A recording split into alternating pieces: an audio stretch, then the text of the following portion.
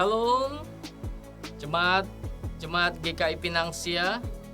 Di tengah arus perkembangan zaman yang semakin masif, GKI Pinangsia dari waktu ke waktu tetap berdiri dengan visi yang jelas, yaitu membangun umat Tuhan yang bertumbuh, diperkenan Tuhan dan disukai sesama.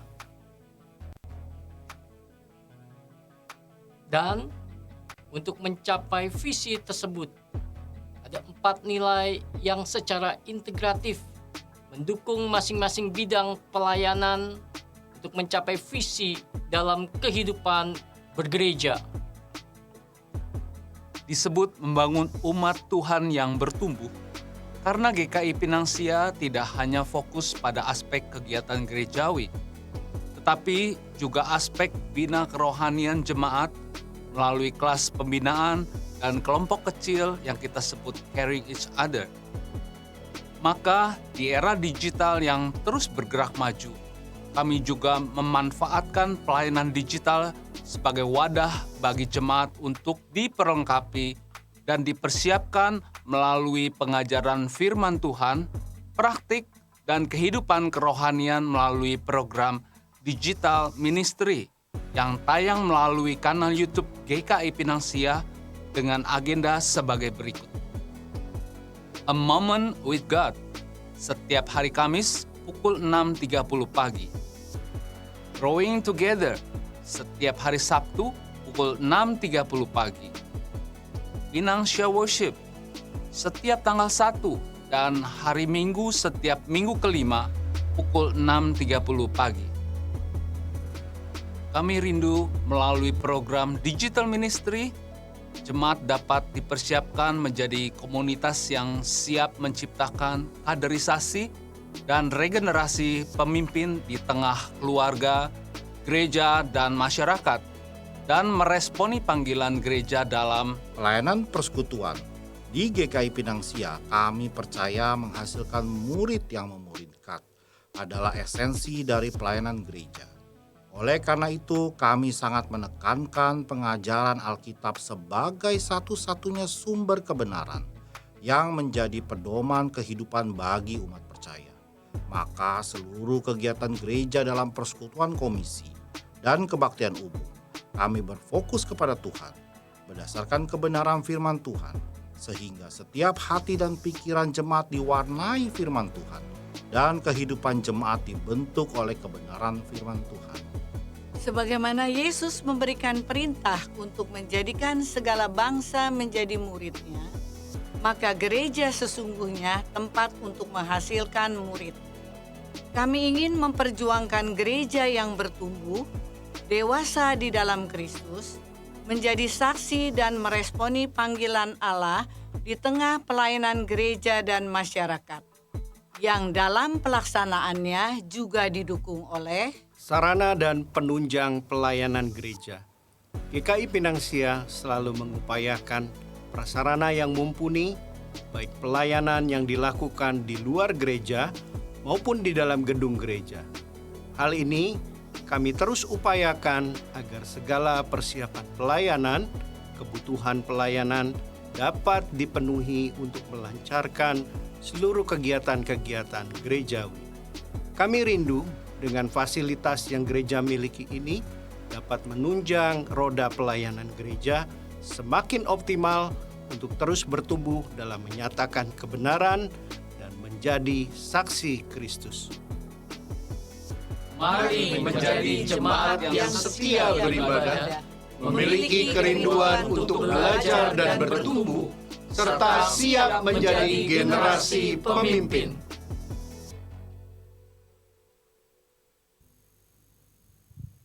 Shalom semuanya.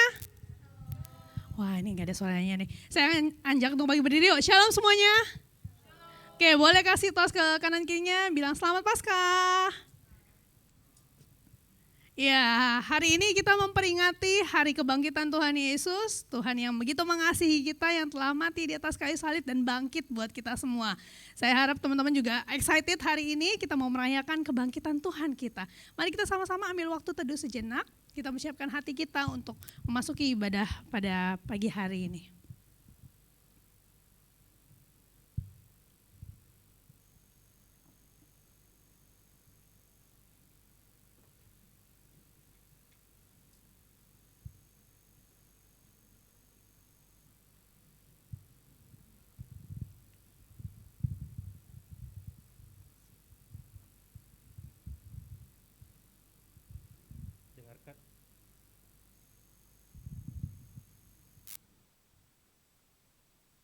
Dengarkanlah votum dan salam. Pertolongan kita adalah dalam nama Tuhan yang menjadikan langit dan bumi dan yang kasih setianya untuk selama-lamanya. Kasih karunia dan damai sejahtera dari Allah Bapa kita dan dari Tuhan Yesus Kristus menyertai kita sekalian.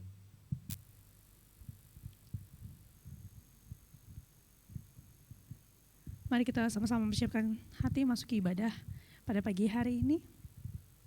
Di dalam Yohanes 1 ayat yang pertama dikatakan, pada mulanya adalah firman.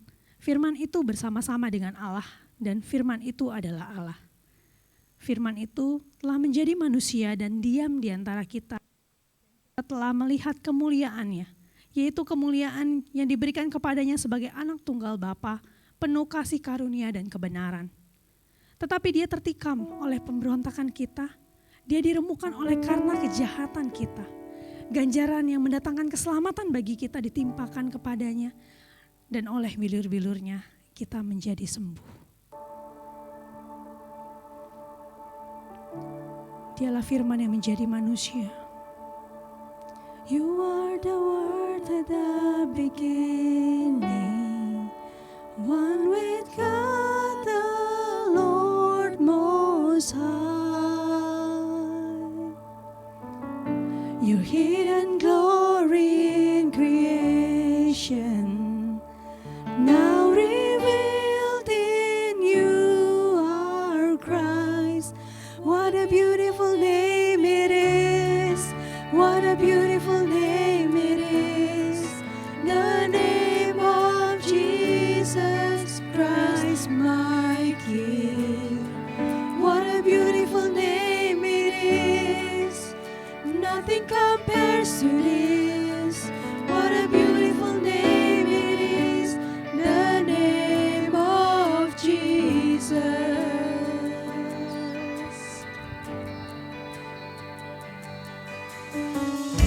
You didn't want heaven without us, so Jesus, you brought heaven down. My sin was great, your love was greater. What could separate us now? What a wonderful name it is, what a wonderful name it is, the name of Jesus Christ my King. What a wonderful name it is, nothing compares to this. What a wonderful name it is, the name of Jesus. Sungguh namamu adalah nama yang termulia Tuhan. Nama di atas segala nama. Nama yang atasnya segala lutut bertulut dan setiap lidah mengaku. Biarlah Tuhan setiap kami datang di hadapan-Mu Tuhan. Kami yang telah Engkau tebus dengan darah-Mu yang mahal. Setiap kami membawa hati kami Tuhan dengan penuh iman di hadapan-Mu Tuhan. Kami percaya Tuhan kuasa maut tidak lagi berkuasa atas kami, karena Engkau Allah telah menang atas maut. Death could not hold you, the veil tore before you. You silenced the boast of sin and grave. The heavens are roaring, praise of your glory. For you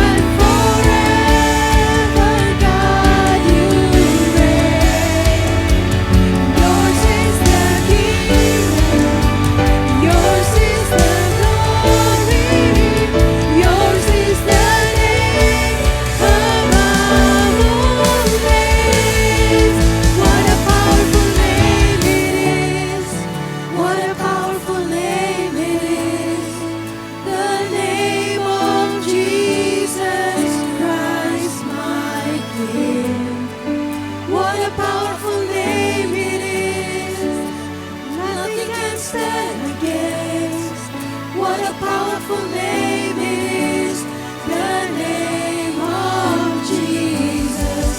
What a powerful name it is.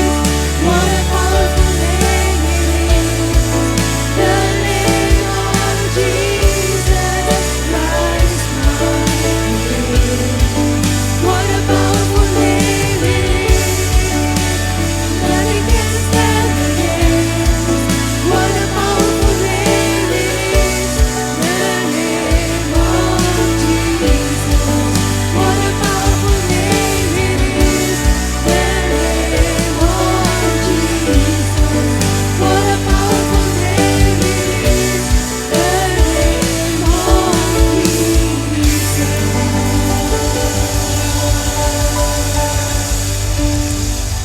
Sungguh namamu Tuhan, Allah yang penuh dengan kuasa. Allah yang layak kami puji dan layak kami sembah. Terima kasih Tuhan, karena Engkau begitu mengasihi setiap kami. Sehingga Engkau rela mati di atas kayu salib menebus dosa-dosa setiap kami. Dan kami bersyukur Tuhan karena Engkau Allah yang berkuasa, Allah yang bangkit mengalahkan maut. Sehingga setiap kami pun Tuhan boleh beroleh hidup karena Engkau. Kami boleh beroleh kemenangan Tuhan, karena Engkau telah bangkit bagi setiap kami. Terima kasih Tuhan, biarlah Tuhan setiap kami boleh menjadi anak-anak muda Tuhan, yang Engkau bangkitkan Tuhan, untuk hidup bagimu Tuhan, hidup memuliakan namamu Tuhan. Kami percaya Tuhan, karena Engkau hidup Tuhan maka ada hari esok. Karena Engkau hidup Tuhan ada masa depan Tuhan yang penuh dengan kemenangan bagi setiap kami Tuhan. Dan kami mau terima itu semua Tuhan. Kami percaya Tuhan, Engkau Tuhan yang tidak pernah meninggalkan kami dan tidak pernah melupakan kami. Terima kasih Bapa. Kami mau memuji Engkau, kami mau menyembah Engkau, sebab Engkau Allah yang hidup. Sebab Kau hidup, ada hari esok. Katakan sebab Kau hidup. Sebab Kau hidup. Yes Lord. Ku tak gentar, karena ku tahu Dia pegang hari esok. Hidup jadi berarti sebab Dia hidup. Sekali lagi sama-sama katakan dengan imanmu. Sebab Dia hidup, ada hari esok. Sebab Dia hidup. Katakan dengan iman. Ku tak gentar, karena ku tahu Dia pegang hari esok. Hidup jadi berarti sebab Dia hidup.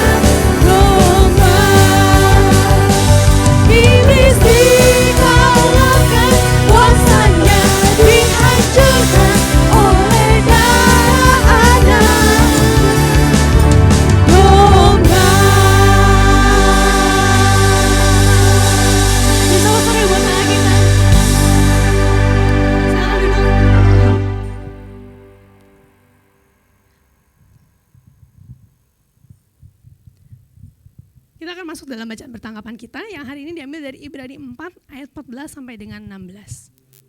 Untuk yang ganjil, saya dengan para pria akan membacakan, untuk ayat yang genap, Shelby dengan para wanita akan membacakannya.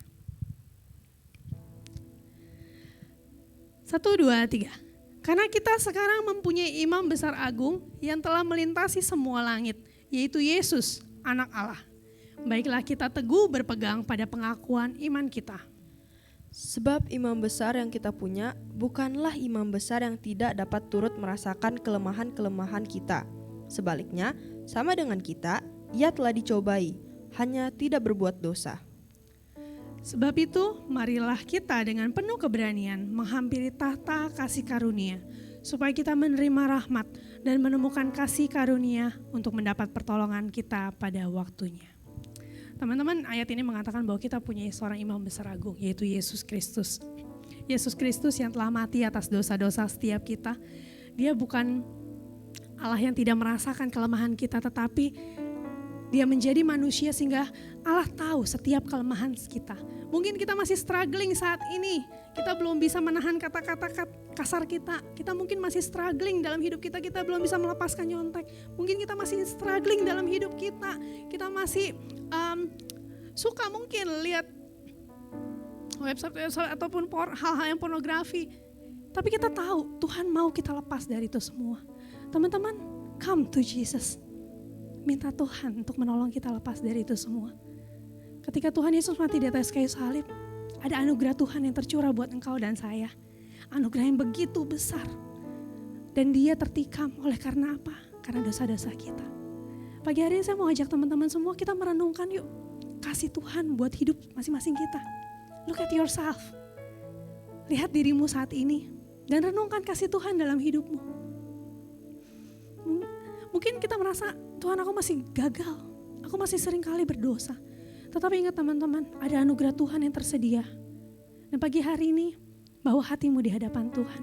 Ketika kita naikkan satu pujian ini, I see grace. Saya berdoa, Tuhan membawa setiap kita melihat anugerahnya yang besar. Dan mari kita datang di hadapan Tuhan. Minta Tuhan menyelamatkan dan membebaskan setiap kita.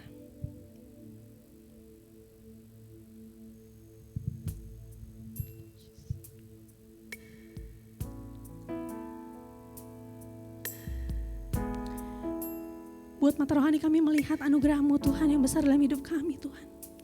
Engkau yang disalibkan. Engkau yang terluka karena setiap kami Tuhan. Tetapi Engkau mau datang menyelamatkan kami Tuhan.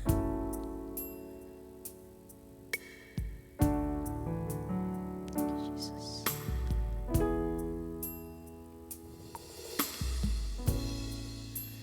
Jesus, my help.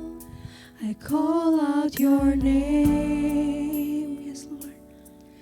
I cast my cares on you. Jesus, my hope, my tower of strength. My faith has found in you.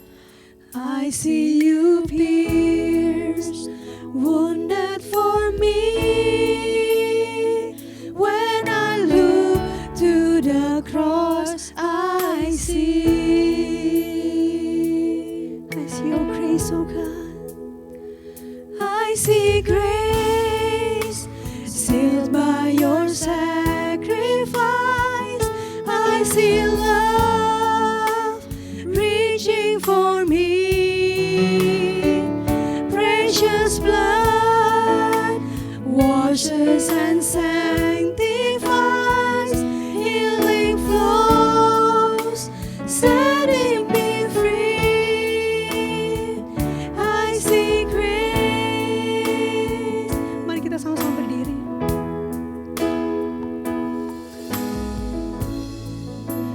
Bearer of sin, afflicted and tried, you've paid redemption's price. Bearing my curse, you set me on high. Your death has brought me life.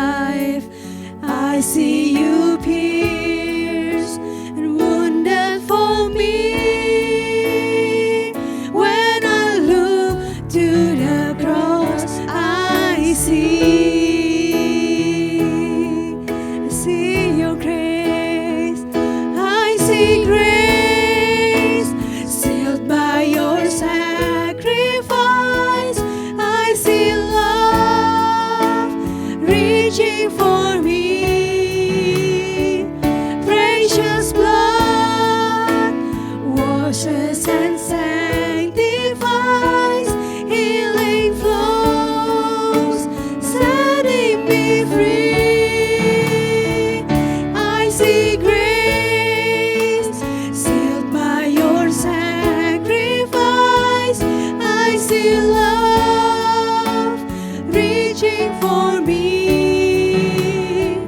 Precious blood washes and sanctifies, healing flows, setting me free. I see grace,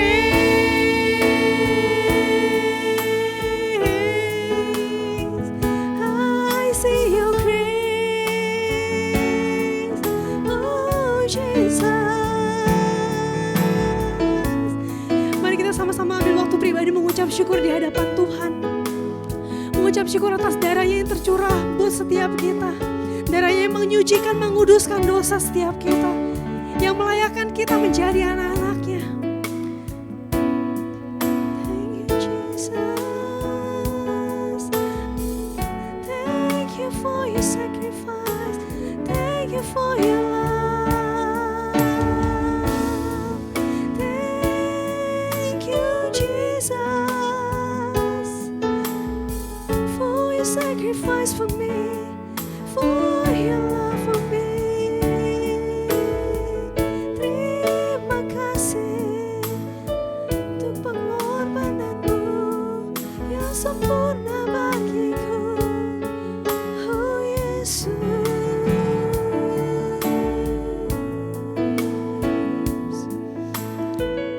Sebab dia sungguh telah terluka, tertikam karena setiap dosa-dosa dan pemberontakan kita. Di dalam setiap lukanya, dia mengasihi kita. I see you pierced, wounded for me. When I look to the cross, I see. Pandang setiap salib dan luka Tuhan. I see you pierced, wounded for me. When I look to the cross, I see. Dia terluka karena engkau dan saya. I see you pierced, wounded for me. When I look to the cross, I see. I see you pierced for me. I see you pierced, wounded for me. When I look to the cross, I see. Let us see His grace. I see grace, sealed by your sacrifice. I see love, reaching for me. Yes, Lord. Precious blood washes and sanctifies, healing flows, setting me free. I see grace, sealed by your sacrifice. I see love, reaching for me. Precious blood washes and sanctifies, healing flows, setting me free. I see grace,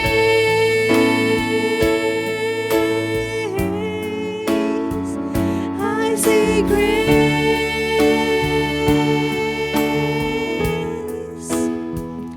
I see grace.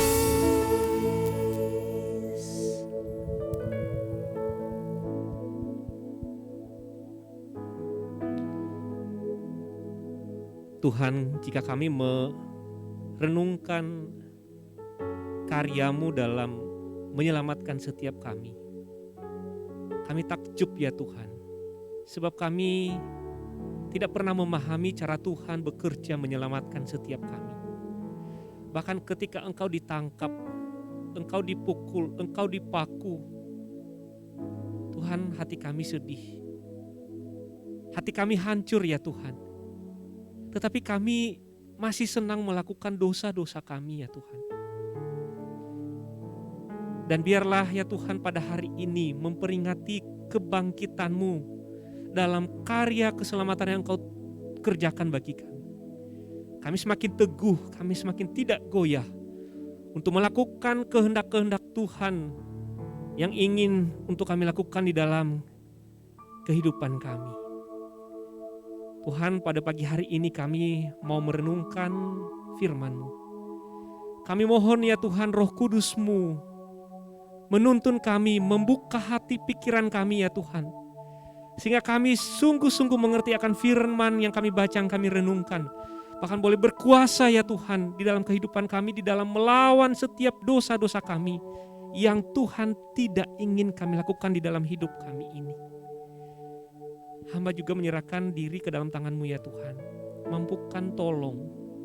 Kiranya Engkau memakai bibir mulut hamba-Mu ini ya Tuhan. Supaya firman yang kami baca boleh disampaikan dengan kalimat yang sederhana, yang mudah dimengerti. Sehingga setiap kami yang membaca merenungkan tertolong oleh penguraian firman Tuhan ini. Terima kasih ya Tuhan.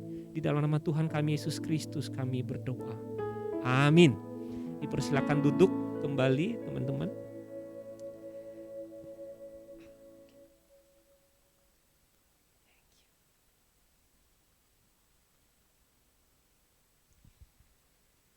Selamat pagi teman-teman. Ya, bersyukur pagi hari ini kita boleh bertemu kembali di gedung gereja ini untuk boleh beribadah bersama, dan juga untuk teman-teman kita yang ada di rumah yang mengikuti ibadah ini secara online. Saya mengucapkan selamat memperingati Hari Paskah ya teman-teman ya. Teman-teman, sebelum kita membaca beberapa bagian firman Tuhan, saya bertanya dulu kepada teman-teman. Apa yang teman-teman pahami tentang Paskah? Saya tidak membutuhkan jawaban yang harus selalu benar, tapi saya cukup membutuhkan jawaban, teman-teman. Ya, tidak harus benar. Apa yang teman-teman pahami tentang Paskah? Boleh satu orang yang cewek yang tercantik di remaja ini yang jawab. Ada yang tercantik di sini. Apa yang dipahami tentang Paskah itu? Siapa? Nggak ada yang cantik di sini. Oke, nanti menyusul ya yang cewek. Sekarang yang cowok yang ganteng di remaja ini, siapa yang punya pendapat yang apa sebenarnya yang kita pahami tentang Paskah?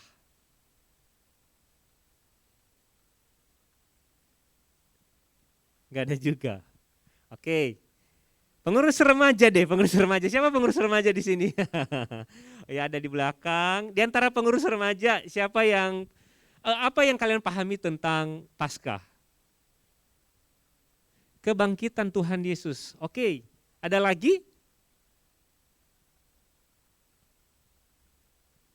Oke, cowok yang ganteng sudah jawab ya.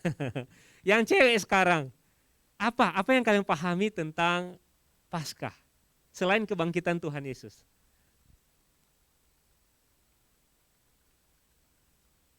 Ada yang memahami konteks Paskah dari perjanjian lama di dalam Keluaran 12? Ada? Mungkin WL tadi?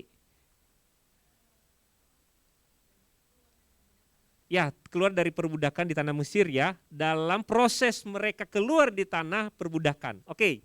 Ya, oke teman-teman, setidaknya sudah ada gambaran ya, saya lihat walaupun tadi enggak semua menjawab, tetapi sebenarnya udah dalam pikirannya. Betul apa betul?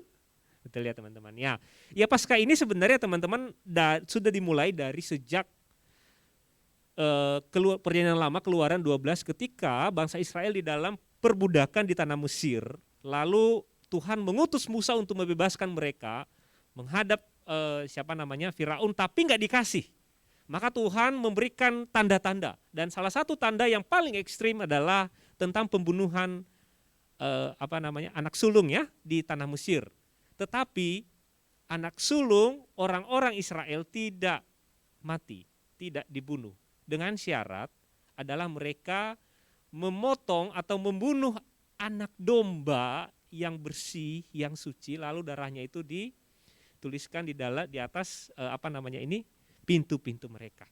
Lalu semua nanti malaikat datang, semua rumah-rumah yang tidak ada tanda darah anak domba di atasnya, maka semua anak sulung di rumah itu mati. Itu adalah peringatan keras yang diberikan Tuhan kepada pemimpin-pemimpin di tanah Mesir. Maka konsep anak domba itu tergenapi di dalam Yesus Kristus. Anak domba di dalam perjanjian lama tidak menghapuskan dosa manusia. Tetapi anak domba di dalam perjanjian baru, yaitu Tuhan sendiri Yesus Kristus, naik di atas kayu salib, darahnya tercurah, jatuh, dan itulah yang menghapus dosa kita sekali dan berlaku untuk selama-lamanya. Oke teman-teman ya, kita pahamiin dulu ya dengan baik, ya supaya kita tidak terfokus pikirannya kalau ngomong tentang Paskah ingatnya telur gitu ya. Biasanya begitu ya teman-teman. Itu tradisi dari tradisi dari Katolik Roma kuno dulu ya. Itu supaya ada sebenarnya semacam persembahan kepada tentang kemakmuran lah kayak gitu-gitu. Jadi tapi dibawa di konsep itu dibawa ke Asia dan bahkan sampai beberapa gereja, mungkin saya nggak tahu tadi pagi ada nggak di gereja kita atau enggak.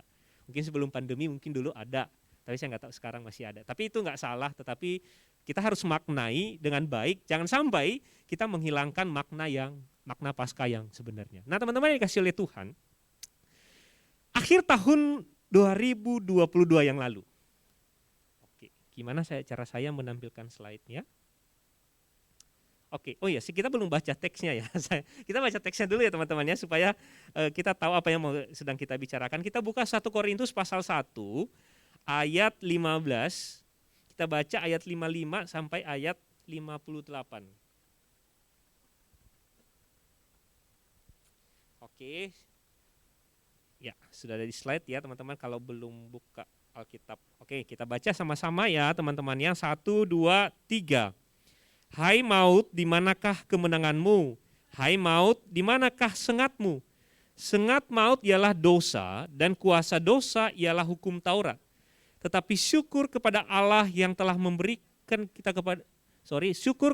Allah yang telah memberikan kepada kita kemenangan oleh Yesus Kristus Tuhan kita. Karena itu saudara-saudaraku yang kekasih, berdirilah teguh, jangan goyah, dan giatlah selalu dalam pekerjaan Tuhan. Sebab kamu tahu bahwa dalam persekutuan dengan Tuhan jerih payahmu tidak sia-sia. Oke, bisa ditampilkan kembali slide saya. Nah teman-teman yang dikasih oleh Tuhan, akhir tahun 2022 yang lalu, kita tahu ada pertandingan sepak bola. Ya, teman-temannya bisa ditampilkan slide-nya, saya geser. Oke, ya. Siapa yang ngefans dengan Argentina? Nggak ada, atau nggak ada yang suka bola di sini? Tapi tahu ya ada Piala Dunia ya, akhir tahun lalu. Teman-teman yang dikasih oleh Tuhan, Piala Dunia ini dimenangkan oleh Argentina. Dan salah satu fans Argentina di sini adalah saya teman-teman. Ya, kenapa saya ngefans sama Argentina? Karena saya ngefans sama Messi teman-teman ya. Oke, dan ketika saya lihat Messi ini pertandingan terakhirnya di Piala Dunia kemarin ini. Jadi artinya kalau dia sama dengan Cristiano Ronaldo ya, mereka punya waktu yang sama terakhir. Kalau dia nggak memenangkan pertandingan ini, maka dia tidak ada kesempatan lagi untuk meraih kemenangan Piala Dunia ini. Teman-teman yang dikasih oleh Tuhan, yang menang ini Argentina, bukan Indonesia teman-teman. Ya. Apalagi saya masuk di dalam tim Argentina, enggak. Tapi saya memfavoritkan Argentina teman-teman. Dan ketika mereka menang teman-teman, saya ikut senang. Dan bahkan kesenangan itu berhari-hari teman-teman. Saya senang sekali. Apalagi kalau ketemu dengan lawan misalnya yang pro dengan Belanda, pro dengan Prancis, pro dengan memfavoritkan Portugal misalnya. Wah seru tuh perdebatannya ya. Lalu saya turut bangga. Itu adalah bola teman-teman. Teman-teman yang dikasih oleh Tuhan, ketika kita diberitakan, Jumat yang lalu Tuhan sudah mati, disalibkan. Dan Tuhan berkata di atas kayu salib, tetelestai. Artinya apa? Sudah selesai, teman-teman. Teman-teman, kalau kita renungkan itu hati kita hancur. Hati kita remuk, teman-teman. Kok Tuhan mengecewakan kita? Kita sudah menuhankan Dia. Tapi kok Tuhan mati? Kok Tuhan seperti itu? Sorry, saya buka masker ya ini ya. Oke. Kok Tuhan seperti itu? Kok Tuhan saya mati begitu? Lalu saya seperti apa sekarang ini, teman-teman? Nah, bersyukur hari ini Tuhan, firman Tuhan memberitahukan kita bahwa pada hari yang ketiga Tuhan itu, Yesus itu yang sudah mati di atas kayu salib, bangkit kembali. Dan ketika ada berita itu, ketika ada teks tentang itu, maka hati kita yang remuk, yang hancur beberapa hari yang lalu itu, teman-teman, rasanya itu senang sekali, bahagia sekali, merasakan kemenangan. Bahkan kalau saya merasakan kemenangan waktu Argentina menang, gak ada bandingannya.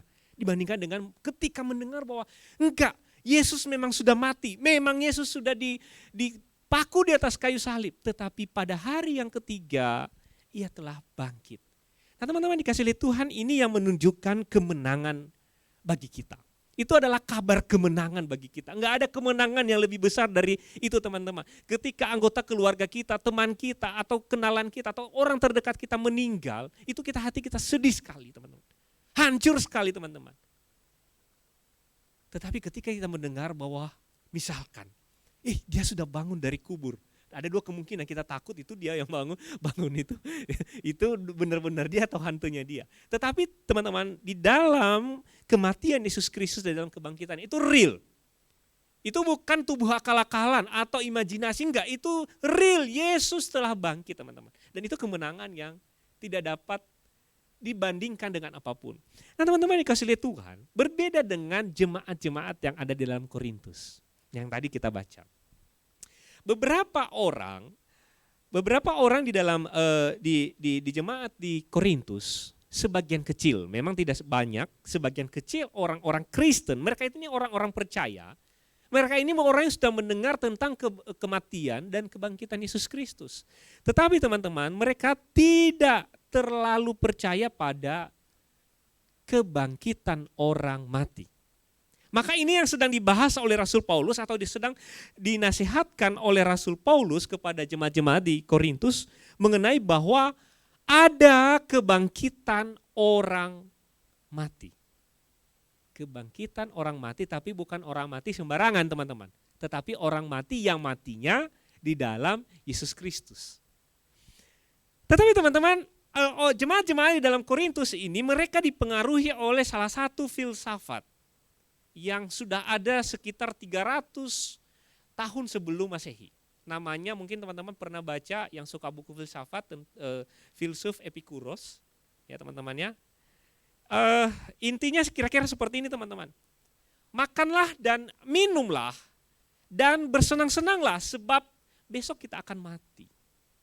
Teman-teman, ini telah meracuni banyak pikiran jemaat-jemaat di Korintus. Saya kasih tahu dulu, jemaat Korintus ini, orang-orang Korintus ini atau kota Korintus ini, teman-teman, adalah kota metropolitan. Jadi mereka ini secara keilmuan mereka itu cukup baik. Ya. Budaya mereka dipengaruhi oleh budaya Yunani, Helenisme, teman-teman. Dan karena mereka memiliki kemampuan secara intelektual, maka mereka sangat mendalami dan mempercayai tentang filsafatnya Epikuros ini. Makanlah dan bersenang-senang, makanlah dan minumlah dan bersenang-senanglah sebab besok kita akan mati. Maka ketika mereka telah teracuni oleh filsafat ini, maka ketika diberitakan bahwa Yesus telah bangkit, mereka nggak percaya. Enggak mungkin. Itu dia udah mati gitu. Atau kalaupun misalnya mereka sudah bangkit, ya itu Yesus. Kita enggak. Kira seperti itu. Ada masalah tuh di situ. Sehingga berita tentang sukacita, berita tentang kemenangan itu tidak benar-benar sampai kepada jemaat-jemaat di Korintus. Teman-teman, saya berpikir, apakah semua orang pada zaman ini percaya bahwa Yesus sudah bangkit? Saya nggak tahu teman-teman di sini, saya cukup bergumul teman-teman dulu ketika merenungkan tentang kematian dan kebangkitan Yesus Kristus. Saya percaya kematian. Hampir semua orang mati, hanya 2 yang tidak mati di dalam perjanjian lama. Kalian ingat siapa? Henok dan Elia, teman-teman. 2 yang tidak mati, itu diangkat langsung oleh Tuhan. Yang lain semua mati. Maka saya percaya bahwa Yesus itu mati. Tapi mengenai kebangkitan Yesus itu, saya cari begitu lama sekali dan saya menemukan. Dari buku-buku, dari sejarah-sejarah saya menemukan, ya betul Yesus bangkit, teman-teman. Maka itu yang membuat saya menjadi percaya kepada Yesus. Kalau Yesus mati, saya nggak percaya Yesus sebagai Tuhan. Kalau hanya sekedar mati. Kenapa? Tuhan, agama-agama lain juga mengalami yang demikian, benar gak? Ya, mohon maaf, misalnya saudara kita Muslim mempercayai Nabi Muhammad, misalkan. Muhammad mati, ya mati. Bangkit gak? Enggak. Ya, misalnya saudara kita yang beragama Buddha, saudara kita yang beragama Hindu. Mereka percaya enggak tentang kematian? Percaya. Kebangkitan enggak, teman-teman. Maka teman-teman dikasih lihat Tuhan, itu yang membuat saya, iya, dia ini Tuhan. Dan bagaimana caranya meyakinkan saya bahwa Tuhan itu bangkit? Memang kalau kita baca peristiwa, histori tentang kebangkitan Yesus Kristus, ada Maria datang ke kubur, kuburnya sudah pintu kuburnya sudah terguling, mereka masuk nggak ada orang, ada malaikat yang berbicara kepada mereka. Tetapi menurut saya itu betul. Tetapi semakin dikuatkan ketika Rasul Paulus menuliskan 1 Korintus ini. Kenapa saya makin teguhkan dengan ini? Karena kita tahu Rasul Paulus ini, kalian tahu siapa nama sebelum jadi Paulus? Saulus. Pekerjaannya apa? Membunuh orang-orang Kristen. Pertanyaannya sekarang, bagaimana seorang pemburu orang-orang Kristen membunuh orang-orang Kristen? Sekarang percaya Yesus. Kan itu kan agak mustahil ya. Tetapi kita ingat peristiwa pertobatan Rasul Paulus, teman-teman ya. Ketika Tuhan datang kepadanya, lalu dia apa yang terjadi? Dia buta, teman-teman. Dan peristiwa itu mengubah seluruh kehidupan Rasul Paulus. Dan kalau Yesus tidak benar-benar hidup, maka itu tidak mungkin percaya Paulus ini. Ngapain saya percaya sama orang mati gitu? Ya enggak? Enggak perlu. Kita ingat peristiwa yang lain. Ketika setelah Yesus disalibkan, murid-murid dia semua kocar-kacir, betul? Seorang yang berapi-api, kalau bicara siapa namanya murid Yesus? Petrus, teman-teman. Apa yang dilakukan setelah itu? Setelah dia menyangkal Yesus, dia kembali ke dalam kehidupannya yang lama. Dia menjadi seorang yang putus asa. Dia seorang yang pesimis. Dia seorang yang tidak mulai memiliki pengharapan. Tetapi ketika Yesus telah bangkit bertemu dengan Petrus, apa yang terjadi? Petrus luar biasa pelayanannya. Kita tahu dia berkhotbah, berapa orang yang bertobat? 3.000, ada 5.000 teman-teman. Luar biasa. Maka kalau Yesus tidak benar-benar bangkit, enggak mungkin itu terjadi teman-teman. Mustahil itu terjadi. Maka teman-teman, kalau kita lihat kembali hari Jumat yang lalu ya, penyaliban Kristus itu memang merupakan lambang kehinaan, keputusasaan, kesedihan, kebingungan. Saya sendiri, saya secara pribadi teman-teman, miris sekali hatinya apalagi kalau misalnya kita nonton filmnya itu ya. Aduh nangis teman-teman, ngeri gitu. Bagaimana Tuhan dipukul sampai kulitnya itu kecabut gitu ya. Saya nggak tahu persis ya peristiwanya benar-benar seperti itu. Tapi kurang lebih seperti itu rasa sakit yang dialami oleh Tuhan. Tuhan benar-benar gak mengalami kesakitan itu atau cuma pura-pura. Tuhan benar-benar mengalami itu teman-teman. Karena Tuhan 100% manusia, 100% Tuhan. Jadi kesakitan itu dia alami. Makanya tadi kita baca di dalam Ibrani, dia turut merasakan kesakitan-kesakitan yang kita alami. Dia bukan Tuhan yang tinggal di dalam surganya, udah gak perlu lagi merasakan kesakitan itu. Maka ketika Allah Bapa menjatuhkan hukuman itu yang harusnya kita yang terima, maka itu sakit banget. Maka Tuhan, kita ingat mungkin Jumat yang lalu sudah dibacakan, Tuhan Yesus berteriak, Eli, Eli, lama sabachthani. Allahku, Allahku, mengapa engkau meninggalkan aku? Itu puncak kesakitan teman-teman. Itu puncak kesakitan yang sakitnya itu minta ampun bukan sakit, bukan cuma sakit secara fisik, tapi dia mengalami keterpisahan dengan Allah Bapa. Orang putus cinta sakit nggak? Bisa nangis berhari-hari. Siapa yang belum pernah putus angkat kaki? Angkat tangan teman-teman. Ya, orang kalau pernah mengalami yang namanya putus cinta, ditolak cintanya kayak seperti itu sakitnya itu teman sakit banget. Itu masalah cinta. Kalau masalah keterpisahan dengan Allah itu luar biasa. Karena ini yang dialami oleh Adam dan Hawa ketika mereka jatuh di dalam dosa. Apa yang Tuhan lakukan? Tuhan mengusir mereka. Dan ketika Yesus memberikan dirinya, menebus kita, menggantikan kita di atas kayu salib, maka Tuhan meninggalkan dia sekejap. Dan itu rasa sakit yang amat mendalam. Makanya dia berteriak, Allahku, Allahku, mengapa engkau meninggalkan aku? Dan teman-teman, kalau peristiwa salib ini hanya sampai di sini, tidak ada lagi kebangkitan. Maka kalau kita baca di dalam pasal 15 ayat 12. Saya bacakan kepada kita teman-teman. 1 Korintus 15 ayat 12. Jadi bila mana kami beritakan bahwa Kristus dibangkitkan dari antara kamu yang mengatakan bahwa tidak ada kebangkitan orang mati. Kalau tidak ada kebangkitan orang mati, maka Kristus juga tidak dibangkitkan. Tetapi andai kata Kristus tidak dibangkitkan, maka sia-sialah pemberitaan kami dan sia-sialah juga kepercayaan kamu. Jadi teman-teman, kalau Tuhan tidak bangkit, kalau Yesus tidak bangkit, maka sia-sialah kepercayaan kita selama ini. Kita hanya akan menjadi orang-orang yang hina, yang putus asa, yang sedih, yang bingung. Dan itu yang dialami oleh murid-murid Yesus setelah Yesus disalib.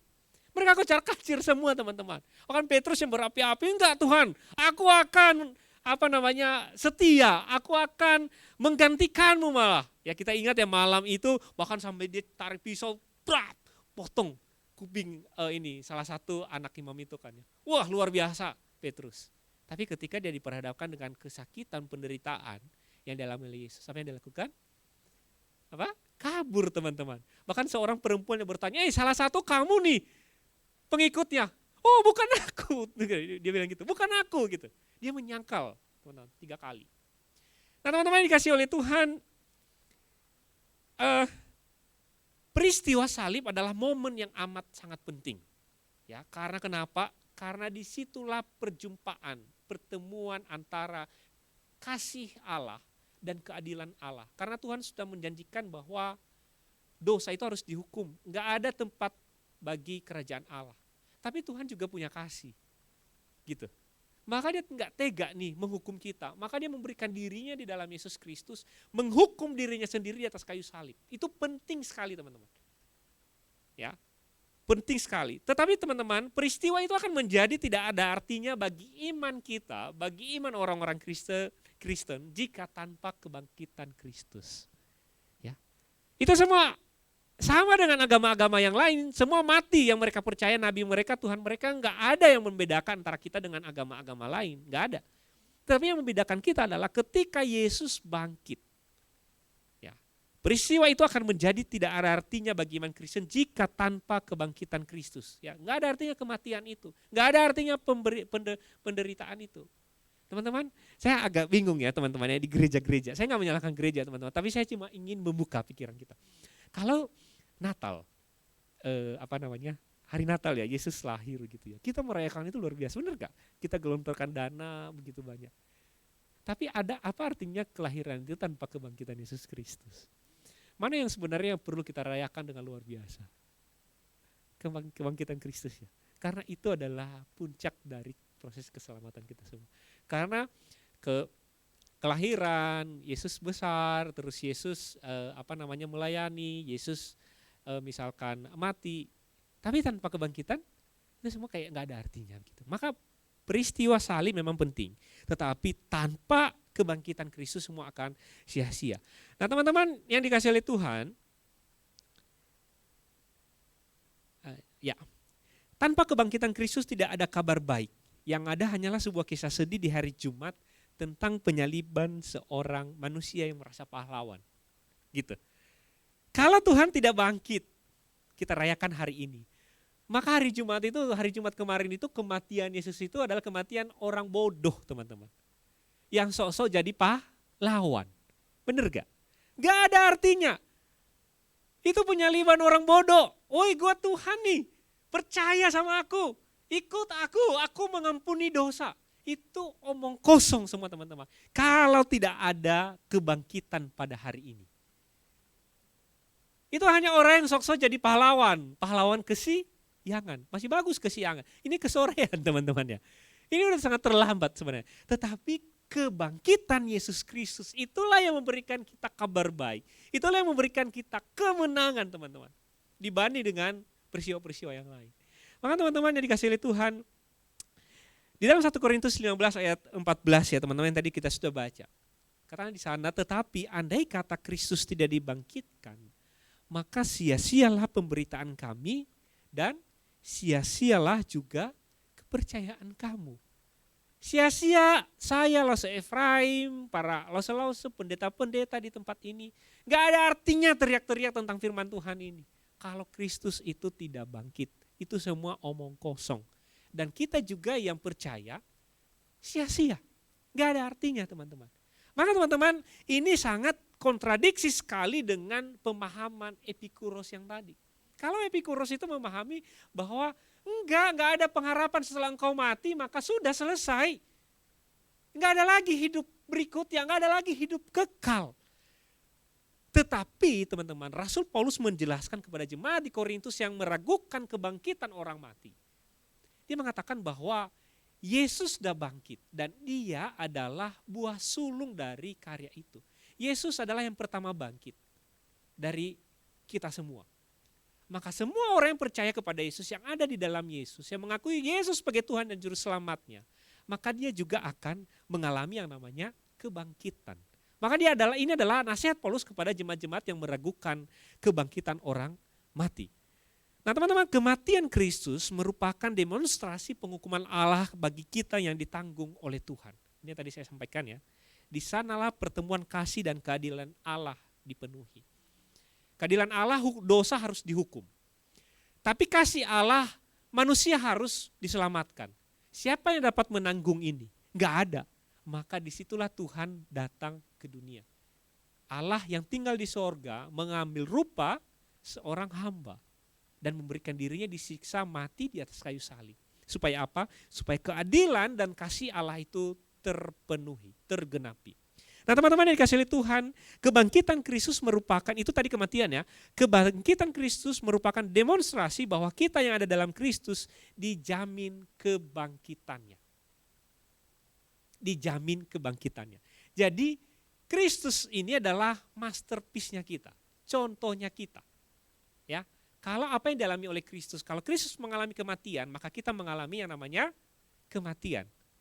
Kalau Kristus mengalami kebangkitan dari kematian itu, maka kita pun mengalami kebangkitan. Maka teman-teman, kita tidak boleh menjadi orang yang putus asa. Seperti tidak ada harapan. Maka lagu yang tadi, karena dia hidup, ada hari esok teman-teman. Hari ini saya takjub melihat WL teman, sampai suaranya habis. Mungkin persiapan disiapkan dengan baik. Hari ini powerful, bagus, mantap teman-teman. Lagu itu tadi mengingatkan bahwa kebangkitan Kristus membuat kita ada hari esok, ada harapan hari esok. Kalau Kristus enggak bangkit, enggak ada harapan hari esok. Mari kita percaya dengan filsafatnya Epikuros. Makanlah, minumlah, bersenang-senanglah. Besok kita akan mati, udah kita tinggalkan dunia ini, udah enggak ada kehidupan lagi.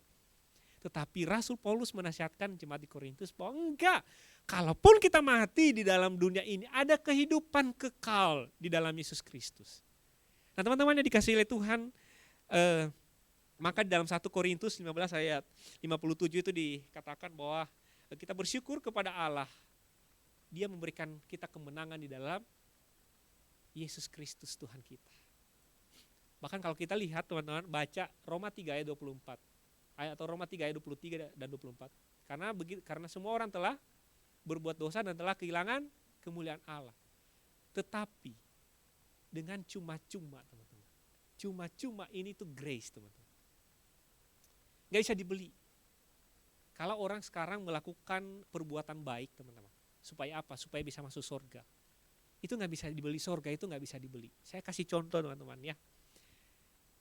Kita punya uang banyak. Miliaran, triliunan deh, agak bombastis sedikit ya, triliunan. Kalau kita datang ke Inggris, Lalu kita bilang ke penjaganya itu yang nggak gerak-gerak gitu ya teman-teman ya. yang kayak patung itu. Saya punya uang sekian, saya mau masuk dalam kerajaan Inggris. Dikasih nggak teman-teman? Nggak dikasih teman-teman. Karena kenapa? Mereka nggak butuh uang lu, mereka nggak butuh uang kita teman-teman. Kita nggak bisa nyogok mereka. Triliunan pun nggak mau. Nggak tahu ya sekarang karena krisis ya Inggris ya nggak tahu. Tapi setahu saya nggak bisa. Karena itu punya protokol yang sangat ketat sekali. Tapi teman-teman kalau kita punya akses, kenal dengan Pangeran William misalnya. Oh kita temenan nih sama Pangeran William. Bisa masuk nggak ke dalam kerajaannya? Bisa teman-teman. Karena kenapa? Karena kita kenal dengan orang yang tinggal di dalam itu teman-teman. Sama. Kita pun berlakukan perbuatan baik tidak akan menyelamatkan kita teman-teman. Tapi kalau kita kenal Yesus yang tinggal di dalam kerajaan sorga dan dia mengenal kita tidak perlu uang. Kita tidak perlu menyokong dengan perbuatan baik. Karena kenapa? Karena kita kenal Yesus. Yesus kenal kita teman-teman. Kita bisa masuk nggak ke dalam kerajaan sorga? Bisa. Karena kenapa? Karena Yesus mengenal kita dan kita mengenal Yesus. Luar biasa bukan? Dia tidak butuh uang. Tapi teman-teman orang yang tahu bahwa suatu saat ketika dia meninggalkan dunia ini dia akan bersama-sama dengan Yesus dalam kerajaan sorga. Maka dia akan terus berbuat baik di dalam dunia ini. Karena apa? Karena itu kehendak Yesus. Karena itu keinginan Yesus. Saya tidak mengatakan bahwa kalau perbuatan baik itu tidak menjamin keselamatan, maka jangan lakukan perbuatan baik. Enggak seperti itu. Justru karena kita kenal Yesus menghendaki perbuatan baik, maka itu yang kita kerjakan. Tetapi perbuatan baik itu bukan untuk menyelamatkan kita. Ya, teman-teman yang dikasihi oleh Tuhan, melihat karya Kristus dan melihat nasihat Paulus terhadap keraguan kebangkitan orang mati ini, apa yang akan kita lakukan pada saat ini? Teman-teman yang dikasihi oleh Tuhan, ini respon kita di dalam ayat terakhir, ya, ayat 58. Karena itu saudara-saudaraku yang kekasih, berdirilah teguh, jangan goyah, dan giatlah selalu dalam pekerjaan Tuhan. Teman-teman yang dikasihi oleh Tuhan, saya kurang tahu seberapa jauh kalian mempercayai Kristus yang hidup ini. Mungkin ada yang meragukan, ada yang percaya sekali-sekali, tapi sedikit ada keraguan teman-teman. Ingat nasihat Paulus ini, saudaraku yang kekasih, berdirilah teguh, jangan goyah, dan giatlah selalu dalam pekerjaan Tuhan.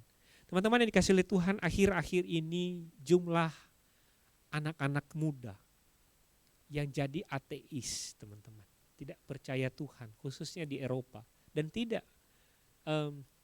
menutup kemungkinan di Asia termasuk Indonesia, mungkin mereka secara KTP Kristen tapi sebenarnya mereka tidak percaya Tuhan. Teman-teman yang dikasihi oleh Tuhan, peristiwa 2000 tahun yang lalu ini sebenarnya cukup memberikan jawaban bagi kita bahwa kita sungguh-sungguh memiliki Tuhan dan tidak mungkin hidup tanpa Tuhan. Teman-teman dikasihi Tuhan, mari kita melihat bahwa jangan kita goyah sedikit pun di dalam iman kita. Bagian Indonesia Timur, teman-teman saya sedikit cerita ya. Banyak saudara kita yang di sana pindah agama. Ada beberapa faktor, faktor ekonomi. Faktor ekonomi, mereka ditawarkan pekerjaan yang baik, enggak baik-baik amat sih sebenarnya, tapi dibanding dengan pekerjaan mereka yang sekarang, itu jauh lebih baik. Dengan syarat mereka harus pindah agama.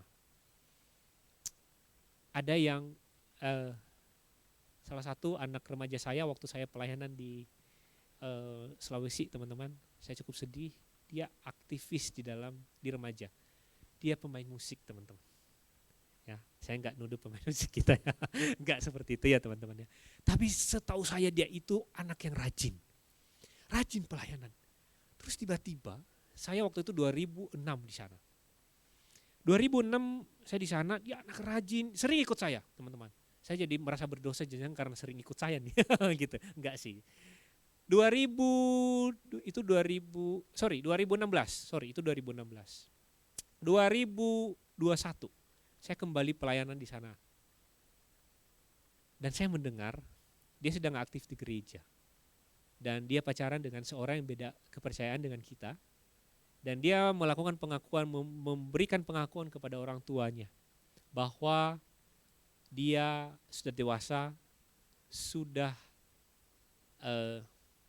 bisa mengambil keputusan sendiri. Dan dia pacaran dengan seorang yang berbeda keyakinan dengan kita dan dia siap menikah dengan itu. Saya kaget teman-teman dan akhirnya saya telepon, bro kita ketemuan dulu nih, udah lama gak ngopi. Ditolak beberapa kali, chat gak dibalas, telepon gak dijawab teman-teman. Sakit nih hati gitu ya teman-teman. Akhirnya saya paksakan saya datang ke rumah dia pas dia ada di rumah. Akhirnya saya ngobrol sama dia, ada apa sebenarnya teman-teman. Teman-teman yang dikasih oleh Tuhan, tidak lain dan tidak bukan. Bagi teman-teman yang mungkin sudah terlibat pelayanan begitu dalam, sudah tahu dapur-dapurnya teman-temannya. Ada rasa sakit hati, ada rasa kecewa teman-teman. Dan hal itu yang kadang membuat kita keluar dari gereja dan bahkan meninggalkan iman kita. Saya kasih tahu teman-teman, tantangan itu selalu ada. Bahkan iblis bisa menggunakan itu, memakai itu semua untuk menarik kita dari kasih Allah. Walaupun sebenarnya kita tidak dapat diambil dari kasih Allah, teman-teman. Tetapi itu bisa dipakai oleh iblis menjauhkan kita. Yang paling efektif itu ada dalam pelayanan. Ya, iblis itu efektif sekali menggunakan pelayanan sebagai cara untuk menarik kita. Karena kenapa? Karena kita berharap bahwa dalam pelayanan itu nggak ada gesekan, nggak ada ketersinggungan, teman-teman. Semua baik-baik begitu. Tapi ketika kita tahu, bagi teman-teman yang belum masuk dalam pelayanan, tanyalah sama kakak-kakak, sama cici-cici yang sudah koko-koko yang sudah masuk dalam pelayanan. Ada gesekan itu. Tetapi mari kita ingat nasihat Paulus. Berdirilah teguh, jangan goyah. Giatlah selalu dalam pekerjaan Tuhan. Ada lanjutannya nanti, karena kenapa? Karena jeripayahmu tidak sia-sia, teman-teman. Teman-teman dikasih oleh Tuhan, yang hal lain yang dapat menarik kita dari iman kita, kepercayaan kita adalah ilmu pengetahuan. Ilmu pengetahuan itu baik. Harusnya itu menolong kita untuk semakin memahami tentang karya Kristus, kasih Kristus, keadilan Allah di dalam kehidupan kita. Tapi seringkali justru ilmu pengetahuan yang kita miliki justru menjauhkan kita. Hati-hati juga dengan itu. Saya bukan bilang jangan belajar dengan baik. Justru kita harus belajar lebih baik lagi. Dan jangan melupakan belajar tentang Alkitab, teman-teman. Ya, sehingga nanti teman-teman kita bisa memahami bagaimana kematian Kristus itu disandingkan dengan kebangkitannya. Apa makna? Dan dari situlah kita akan mengalami, enggak, saya tidak boleh goyah, saya harus berdiri dengan teguh. Karena kenapa? Karena ada hari esok. Bukan cuma ada hari esok, dan ada kehidupan yang kekal di dalam Kristus. Kalau ada kehidupan kekal di dalam kepercayaan agama yang lain, mungkin saya akan menasihatkan kalian ikut itu. Ya, mungkin kita akan melihat, misalnya di dalam kepercayaan saudara kita beragama Buddha. Ada kok loh nanti kehidupan kehidupan kekal di dalam nirwana. Sebenarnya ada nggak sih? Nggak ada sebenarnya, teman-teman. Itu hanya sebuah pencapaian sebenarnya. Ya, hanya sebuah pencapaian dan tidak ada kehidupan yang kekal dalamnya. Tetapi firman Tuhan menyatakan kepada kita bahwa ada kehidupan yang kekal. Dan itu dibuktikan oleh kebangkitan Kristus yang kita rayakan hari ini. Kita bersyukur teman-teman, Tuhan tidak mengecewakan kita. Ya, Tuhan tidak mempermalukan kita. Tuhan mengecewakan kita kalau dia tidak bangkit. Tuhan mempermalukan kita kalau dia tidak bangkit. Tetapi memperingati Paskah, memperingati kebangkitan Kristus, itulah yang membuat kita memiliki kemenangan yang sejati. Bukan cuma kemenangan di dunia ini, kemenangan di dalam kehidupan yang kekal. Mari kita menjadi orang-orang yang berkemenangan dengan tetap berdiri dengan teguh, tidak goyah dengan iman kita, dan giatlah selalu dalam pekerjaan Tuhan. Saya akan tutup teman-teman di dalam kita baca satu bagian firman Tuhan, Kolose pasal 3 ayat 23 teman-teman. Ini menjadi pesan bagi kita ya teman-teman ya. Kolose 3 ayat 23. Mungkin kalau ada di slide bisa ditampilkan, boleh kita baca bersama-sama.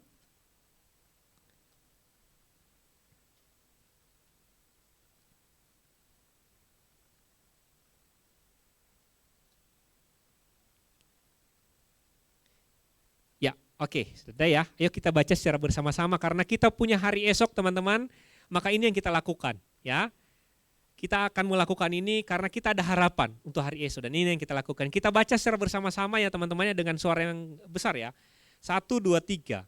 Apapun juga yang kamu perbuat, perbuatlah dengan segenap hatimu seperti untuk Tuhan dan bukan untuk manusia. Teman-teman, apapun profesi kita saat ini, bukan profesi, mungkin belum pada bekerja. Kita yang belajar, lakukanlah itu bukan seperti untuk manusia tetapi seperti untuk Tuhan. Ya teman-teman ya. Sehingga kita dapat hasil maksimal. Rata-rata kita pelajar. Lakukanlah itu seperti untuk Tuhan, bukan untuk manusia. Karena kita punya hari esok. Karena Kristus telah bangkit. Mari kita berdoa. Tuhan, terima kasih Engkau tidak mengecewakan kami. Terima kasih Engkau tidak mempermalukan kami di hadapan orang-orang yang tidak percaya dengan Engkau. Kebangkitan-Mu memberikan kami harapan dan memberikan kami penjelasan bahwa Engkau adalah sungguh-sungguh Tuhan. Dan bahkan kami yang percaya kepadamu. Mungkin kami akan mengalami kematian ketika waktunya telah tiba. Tetapi kami percaya bahwa kebangkitan-Mu memberikan gambaran bagi kami bahwa kami pun kelak akan mengalami kebangkitan. Terima kasih Tuhan Engkau telah berkorban bagi kami. Terima kasih Tuhan Engkau telah memberi diri-Mu bagi kami dalam menebus dosa kami. Terima kasih ya Tuhan. Engkau memberikan itu kepada kami secara cuma-cuma. Itu semua karena anugerah-Mu ya Tuhan. Hanya kasih karunia-Mu bagi kami, manusia-manusia yang berdosa ini. Tuhan, ajar kami untuk menghormati, menghargai pengorbanan-Mu ini. Di dalam segala kegiatan aktivitas kami. Biarlah kami melakukannya itu dengan baik ya Tuhan. Bukan untuk manusia, tapi biarlah kami lakukan itu seperti untuk Tuhan. Sehingga ketika orang-orang melihat kami melakukannya seperti untuk Tuhan, mereka mengagumi Engkau, bahkan mereka makin mempercayai Engkau ya Tuhan. Biarlah kami boleh berdiri dengan teguh, iman kami tidak goyah ya Tuhan.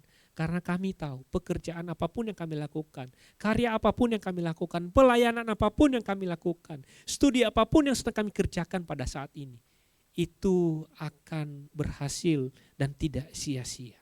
Terima kasih Tuhan. Ini doa kami, dalam nama Tuhan Yesus kami berdoa. Amin.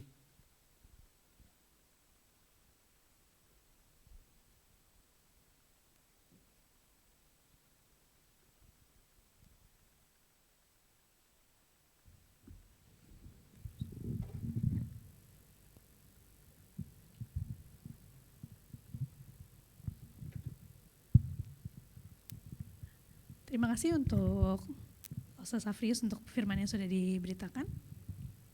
Teman-teman, mari kita bangkit berdiri. Mari kita pengakuan iman rasuli.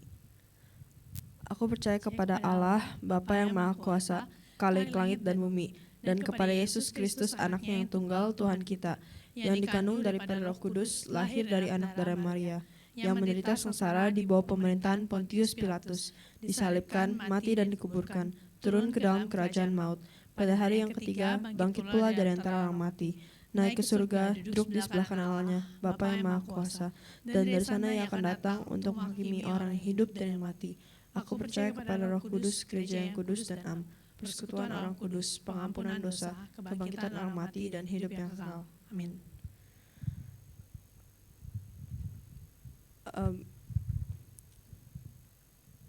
Kita sudah ditebus dengan darah yang mahal. Marilah kita menjadi anak-anak remaja yang tidak berkompromi karena kita sudah ditebus. So let's try not to make sins, alright?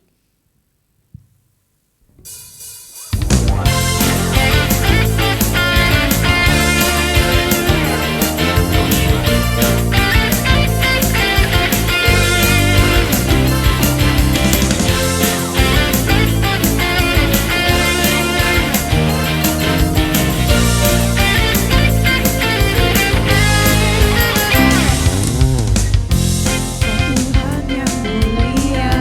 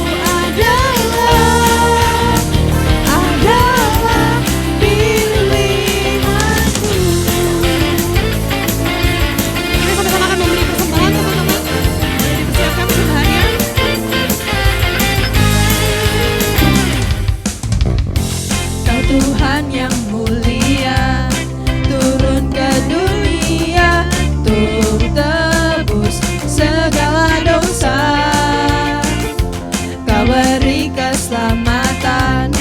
Beri kesempatan, kasih-Mu mengubahkan.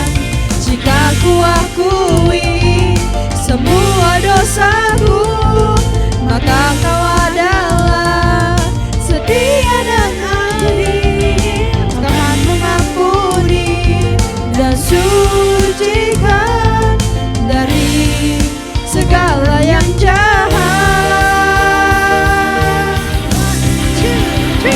Tak mau ku hidup lagi dunia ini lagi. Tak ingin kompromi, tak ingin lakukan hal yang damai dengan hatimu. Tak mau ku hidup di luar tutur kata firman-Mu yang telah bebaskanku. Yesus, kebenaran-Mu adalah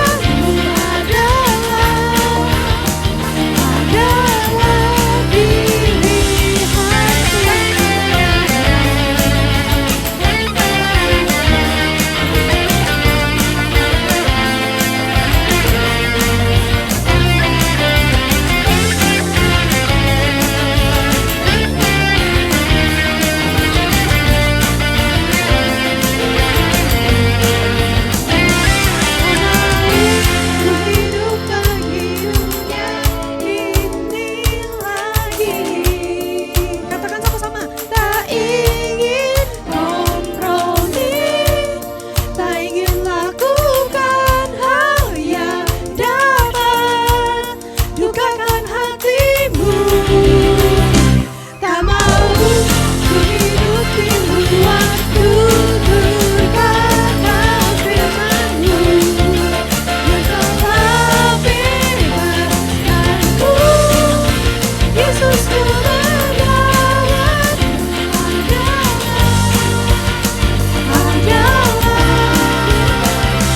Tak mau ku hidup di luar tutur kata firman-Mu yang telah bebaskanku. Yesus, kebenaran-Mu adalah pilihanku.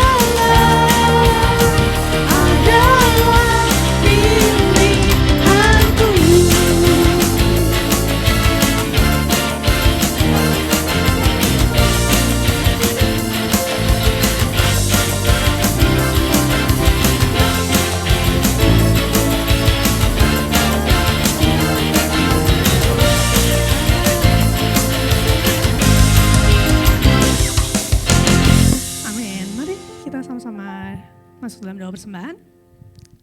Bapak, seperti pujian yang kami naikkan tadi Tuhan, biarlah Tuhan setiap kami boleh hidup sebagai anak-anak-Mu yang tidak lagi berkompromi dengan dosa. Karena kami tahu kami telah ditebus dengan darah yang mahal. Kami telah menjadi milik-Mu Tuhan. Biarlah segala sesuatu yang kami lakukan dalam kehidupan kami lakukan untuk Engkau dan bukan untuk manusia. Dan biarlah Tuhan firman-Mu mengubahkan hati kami, mengubahkan pikiran kami, mengubahkan kehidupan kami. Sehingga kami boleh sungguh hidup sebagai anak-anak-Mu yang berkemenangan Tuhan bersama-sama dengan Engkau yang telah bangkit bagi setiap kami. Terima kasih Bapak, kami bawa persembahan kami Tuhan kepadamu Tuhan. Biar Kau yang menyucikan, menguduskan Tuhan dan memakai persembahan ini Tuhan untuk boleh menjadi alat-Mu Tuhan untuk memperluas kerajaan-Mu. Terima kasih Bapak, berkati setiap anak-anak-Mu yang sudah memberi, berkati orang tua dari setiap kami Tuhan. Sehingga Tuhan biarlah dalam kehidupan kami boleh terus bersyukur kepada Engkau. Terima kasih Bapak, dalam nama Tuhan Yesus Kristus kami berucap syukur. Amin. Silakan duduk teman-teman. Kita akan masuk dalam announcement. Silakan Giri.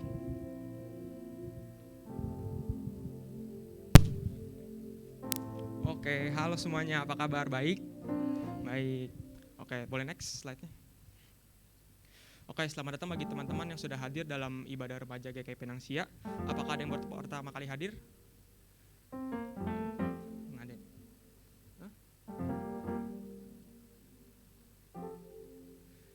Yang garis-garis yang baru pertama kali hadir bukan? Oh bukan. Yang mana? Ada. Katanya bukan. Oke.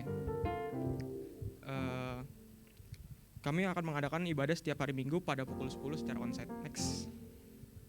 Special thanks pada Lause Saverius yang telah menyampaikan firman Tuhan pada hari ini. Kiranya Tuhan memberkati senantiasa. Next. Warta minggu depan dengan judul Murid yang Memuridkan. Diambil dari Matius 28 ayat 19 sampai 20. Pada tanggal 16 April 2023 yang dibawakan oleh Lause Ephraim. Next.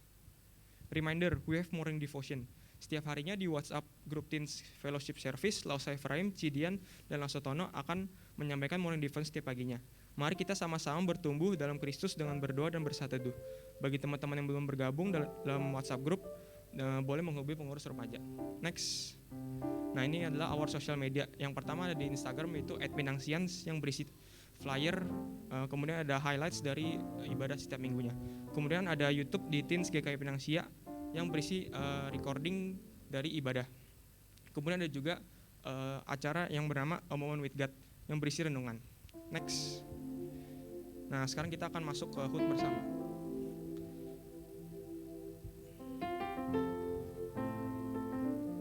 Dari bulan Januari sampai hari ini. Boleh teman-teman yang berulang tahun dari Januari sampai hari ini? Ayo.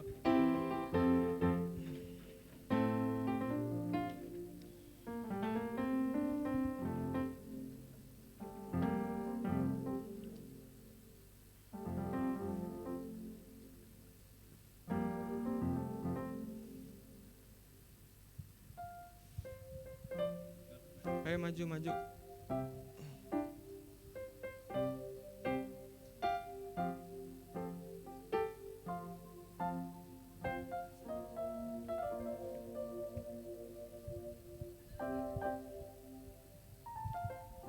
Udah ya? Saya? Silakan Pak Ketua. Ini lighternya ada gak? Ada, oke boleh. Yuk kita sama-sama nyanyikan yuk happy birthday buat teman-teman kita.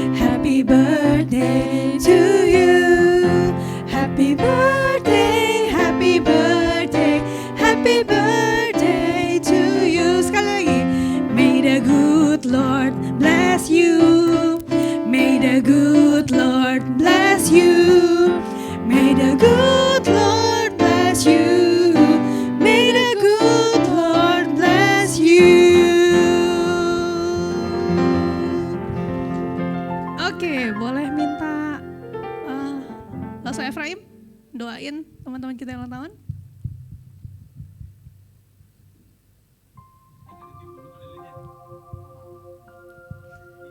Kipas. Ya, ramai-ramai 1, 2, 3. Yang cowoknya diajak dong nih, cewek-cewek. Ayo dong. Barengan dong, ayo Ger. Oke, kita tepuk tangan sekali lagi ya buat teman-teman kita yang birthday. Yuk kita bangkit berdiri bersama-sama, kita bersatu di dalam doa. Tuhan, kami bersyukur 1 tahun Tuhan percayakan bagi kehidupan anak-anak-Mu di tempat ini. Khususnya rekan-rekan kami yang berulang tahun, ada Lavinia, ada Josephine, ada Alvina, ada Chelsea, Gary, dan Rio. Biarlah kiranya Tuhan menyertai kehidupan mereka. Tuhan menjaga kehidupan mereka, dan Tuhan menyertai sepanjang kehidupan mereka agar mereka tetap yakin dan percaya, beriman kepada Tuhan bahwa Kristus yang menolong hidup mereka, Kristus yang menjadi jalan kehidupan bagi mereka, Kristus adalah sumber kehidupan bagi setiap mereka. Tuhan, Engkau tahu pergumulan hidup mereka. Engkau tahu apa yang mereka alami, apa yang mereka gumulkan, baik sukacita maupun duka cita yang masih terjadi di dalam kehidupan mereka. Tapi kami percaya bahwa Tuhan tidak tinggal diam dalam setiap kehidupan anak-anak-Mu yang percaya kepadanya. Kami yakin Tuhan akan memenangkan kami. Tuhan akan menolong setiap kami untuk kami dapat melewati segala rintangan kehidupan di masa muda kami. Dan kiranya Tuhan menyertai kami untuk semua kami yang hadir pada hari ini. Dan kiranya Tuhan sukacita ini tidak berhenti di saat kami merayakan ulang tahun kami. Tapi hati kami, hidup kami terus berkobar bagi Kristus. Kami memberitakan Kristus, kami menyatakan kebenaran, dan kami menjadi saksi-Mu. Tuhan berkati kami Tuhan di masa muda kami, agar kami menjadi anak-anak-Mu yang berprestasi, anak-anak-Mu yang semakin taat kepada Tuhan, taat kepada orang tua, dan kami memberkati banyak orang. Kami bersyukur dan bersukacita di dalam nama Tuhan kami, Yesus Kristus, kami berdoa. Amin. Silakan duduk teman-teman. Ya, nanti jangan pulang dulu ya. Kuenya dimakan. Kita akan sama-sama bangkit berdiri, kita akan mengakhiri ibadah kita. Mari kita menaikkan kemuliaan bagi-Mu di tempat yang maha tinggi.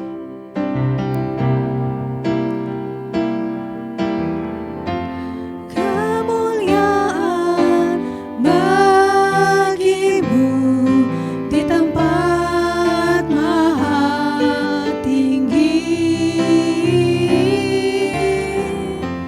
Kemuliaan bagi-Mu di tempat maha tinggi. Kaulah Allah yang ku puji, Kaulah Allah yang ku sembah.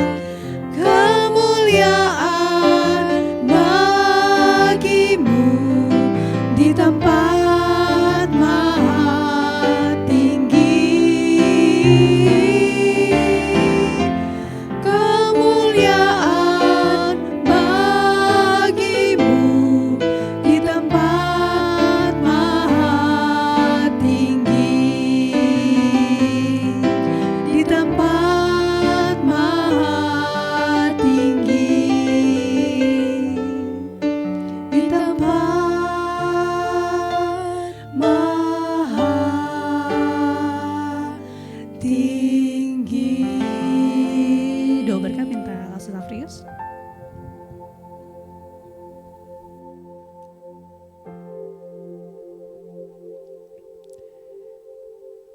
Tuhan, kami bersyukur kami boleh beribadah kepada Tuhan hari ini. Kami boleh merayakan kebangkitan-Mu ya Tuhan, yang membawa sukacita yang luar biasa bagi kami. Dan biarlah sukacita ini bukan bersifat sementara ya Tuhan. Tetapi ketika kami mengingat merenungkannya setiap hari di dalam kehidupan kami, maka setiap hari kami menjadi orang-orang yang berkemenangan karena Kristus Yesus. Terima kasih Tuhan. Kami berdoa untuk anak-anak-Mu di remaja di GKI ini ya Tuhan. Kami tahu bahwa setiap fase kehidupan kami memiliki pergumulan masing-masing. Kami tidak tahu persis ya Tuhan pergumulan apa yang sedang digumulkan pada saat ini. Mungkin dengan studi, mungkin dengan keluarga, mungkin dengan orang tua, mungkin dengan teman, mungkin dengan sahabat ya Tuhan. Tetapi biarlah sekali lagi kami tidak boleh menjadi orang-orang yang putus asa, orang-orang yang bersedih. Karena kami memandang kepada Kristus yang telah menjamin kemenangan dan kebangkitan bagi kami. Sehingga apapun permasalahan, persoalan hidup yang kami alami ya Tuhan, kami siap menghadapinya, kami siap menyelesaikannya ya Tuhan bersama dengan Kristus. Karena kami juga tidak dapat berjalan sendiri. Kami membutuhkan anugerah-Mu ya Tuhan. Dan biarlah itu yang selalu menjadi ingatan bagi kami bahwa anugerah Tuhan cukup bagi kami di dalam menyelesaikan segala persoalan kehidupan ini ya Tuhan. Jadikan kami anak-anak yang berpengharapan di dalam Kristus, bukan anak-anak yang putus asa di dalam kehidupan karena mengandalkan diri sendiri. Terima kasih Tuhan, kami berdoa untuk pertumbuhan iman. Kiranya Engkau ya Tuhan, terus memberikan pertumbuhan iman yang baik. Roh Kudus-Mu yang telah Engkau kirimkan bagi kami, yang diam di dalam kami, yang menuntun kami, memberikan kami pertumbuhan iman ya Tuhan. Sehingga dimanapun kami berada, apapun yang kami kerjakan, apapun yang kami lakukan, di sana iman kami terus bertumbuh. Bahkan orang-orang yang ada di dekat kami, orang-orang yang bersama dengan kami, iman mereka juga turut bertumbuh ya Tuhan. Terima kasih ya Tuhan. Kami serahkan satu minggu ini ke dalam tangan-Mu. kiranya Tuhan selalu ada bersama-sama dengan kami. Dan kami menyadari Tuhan ada bersama-sama dengan kami. Terima kasih ya Tuhan, ini doa kami. Ini ucapan syukur kami ya Tuhan. Kami berdoa bersyukur di dalam nama Tuhan kami, Yesus Kristus. Teman-teman yang dikasih oleh Tuhan, kita tetap berdiri. Dan mari kita mengakhiri ibadah kita ini dan kita menerima berkat daripada Tuhan. Terimalah berkat Tuhan. Kiranya Tuhan memberkati engkau dan melindungi engkau. Tuhan menyinari engkau dengan wajahnya dan memberi engkau kasih karunia. Tuhan menghadapkan wajahnya kepadamu dan memberi engkau kasih karunia. Tuhan memberi engkau damai sejahtera dari sekarang sampai selama-lamanya. Amin. Silakan duduk teman-teman. Saat teduh and see you next week. Jangan lupa kita ada makan siang. Kita bisa makan sambil kita ngobrol-ngobrol bareng.